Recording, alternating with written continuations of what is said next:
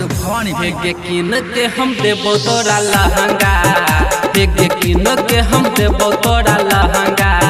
छौरी गे नहाय दे अपन गंगा, हमारा नहाय दे अपन गंगा।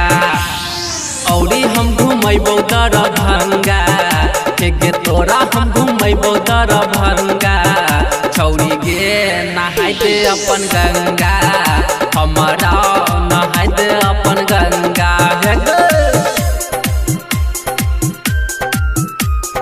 डीजे मनीष रक्सौल।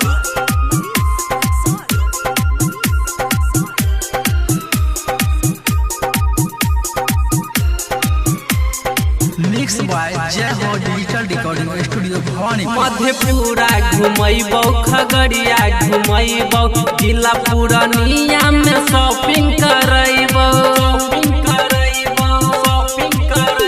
भागलपुर घुमैबो, कटिहार घुमैबो, जिला पूर्णिया में शॉपिंग करैबो। हेगे औरी किन देबो ठोरा रंगा, हेगे तोरा किन देबो ठोरा रंगा। छौरी गे नहाय दे अपन गंगा, हमारा नहाय दे अपन गंगा। डीजे मनीष रक्सौल।